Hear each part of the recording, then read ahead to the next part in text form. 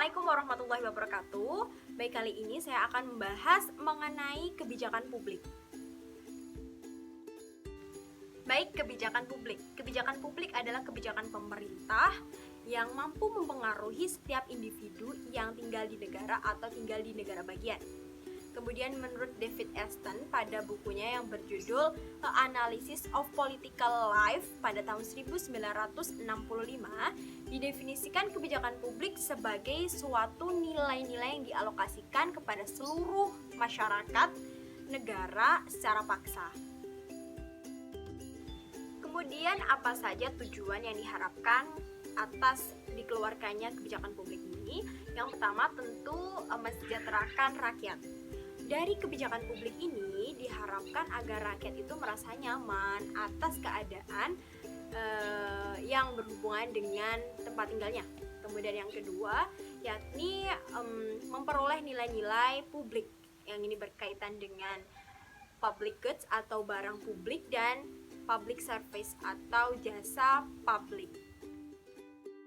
Baik, selanjutnya ciri-ciri apa saja yang terkait dengan kebijakan publik.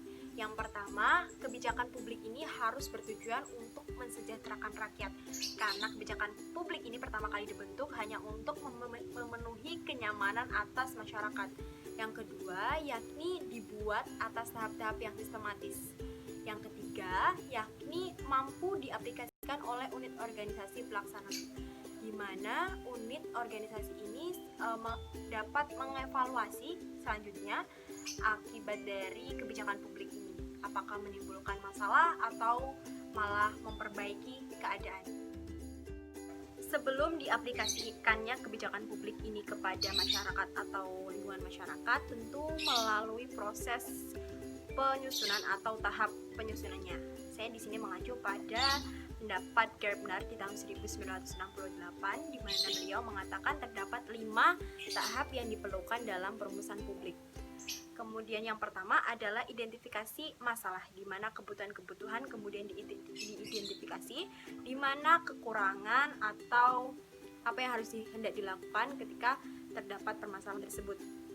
Yang kedua adalah formulasi, di mana pada tahap ini usulan kebijakan itu dikumpulkan, kemudian bagaimana cara strategi yang digunakan, kemudian kemantapan dan teknologi yang digunakan, dan lain sebagainya. Yang ketiga adalah legitimasi atau adopsi. Pada tahap ini dianalisalah kebijakan publik yang telah terbentuk.